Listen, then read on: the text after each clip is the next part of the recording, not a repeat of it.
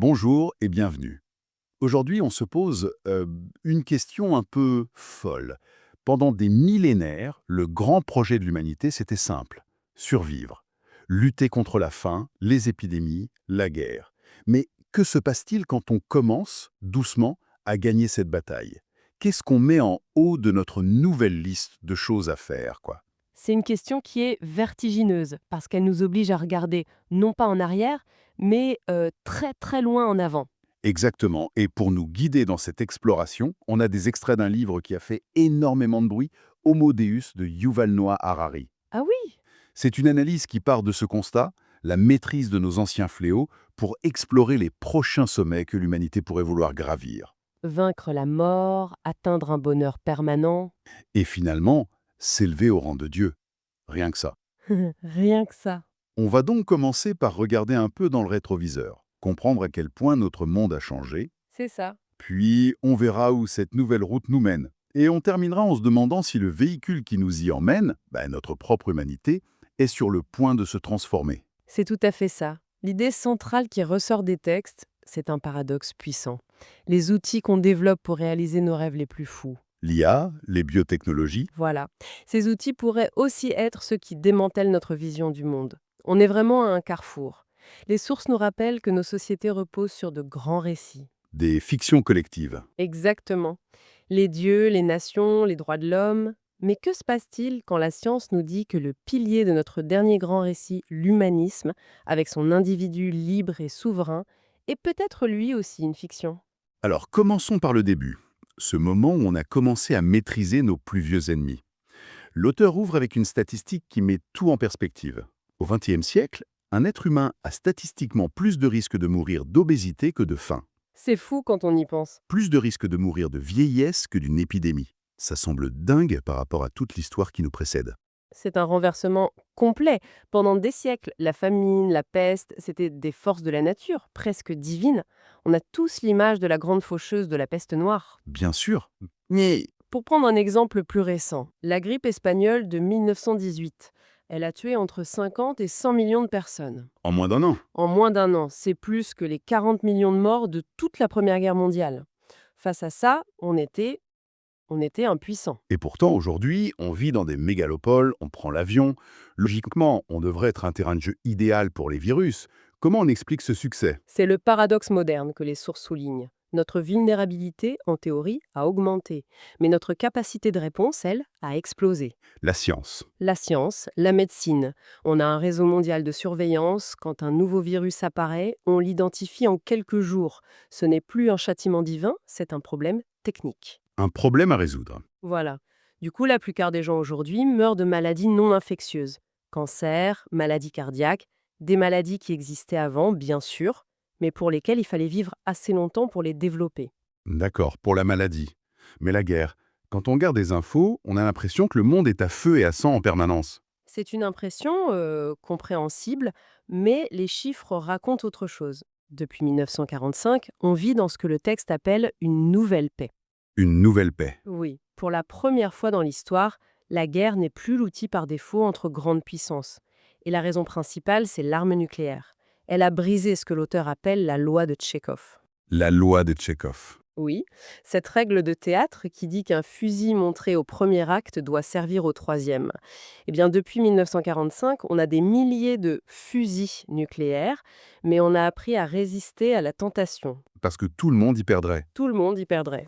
Mais il y a de nouvelles formes de guerre. Les sources parlent de cyberguerre, de bombes logiques. Absolument.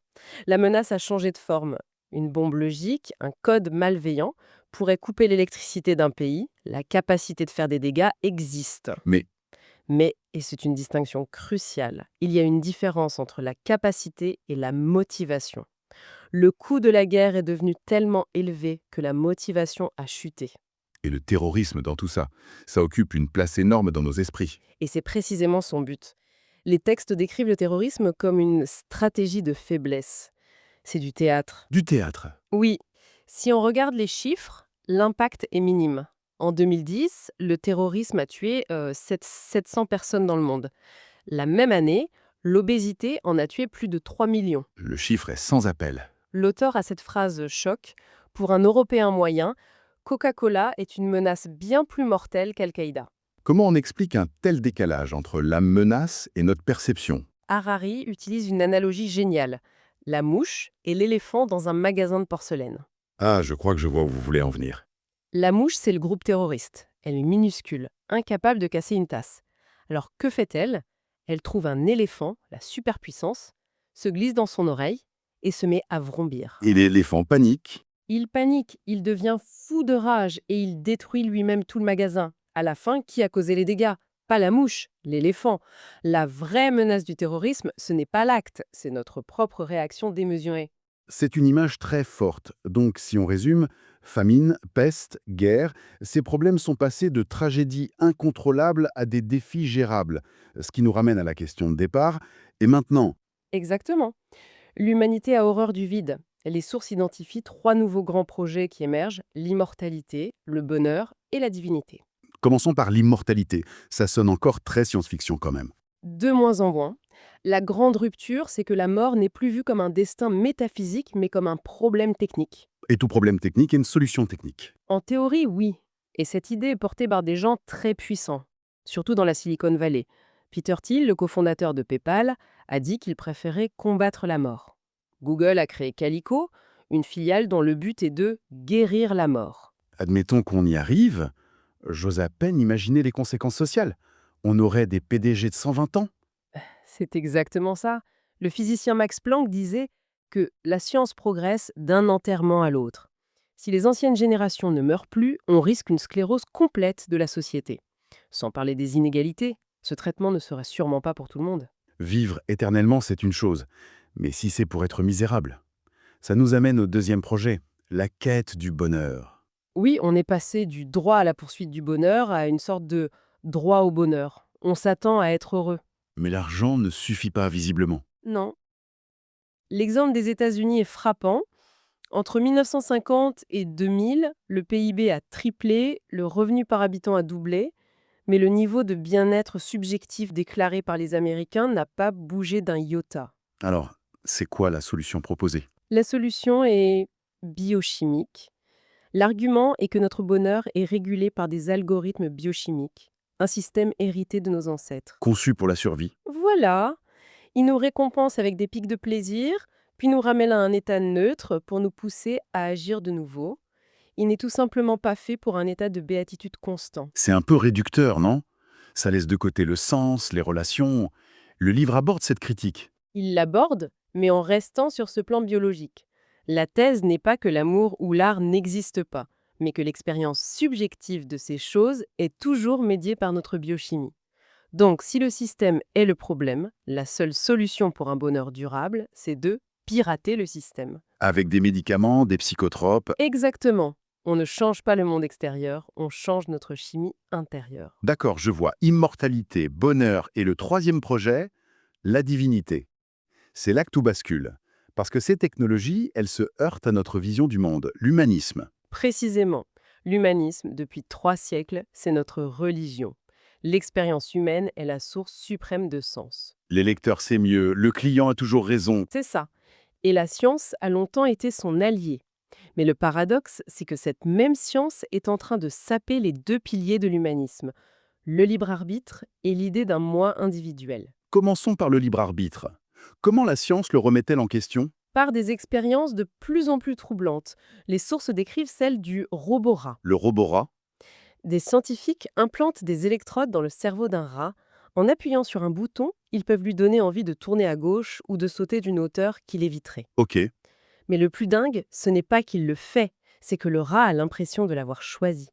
Il veut sauter. Son désir a été fabriqué. C'est effrayant, et ça s'applique aux humains. Le texte donne des exemples concrets. Oui, on mentionne les casques de stimulation transcrânienne que teste l'armée américaine pour améliorer la concentration des soldats, pour calmer les parties du cerveau qui doutent ou qui ont peur. La frontière entre une décision authentique et assistée devient très très floue. Ça, c'est le premier pilier. Et le deuxième, l'idée d'un moi unique. Là, on touche au cœur de notre identité. L'humanisme suppose qu'au fond de nous, il y a une voix authentique, un moi. Or, les neurosciences montrent que c'est une illusion. Il y a en nous au moins deux moi. 2 mois. Le moi qui fait l'expérience, qui vit chaque instant. Et le moi narrateur qui se souvient, trie et construit une histoire cohérente à la fin. Et c'est ce moi narrateur qui prend toutes les décisions importantes. J'ai du mal à visualiser. Un exemple peut-être? Hmm. L'exemple historique donné est tragique.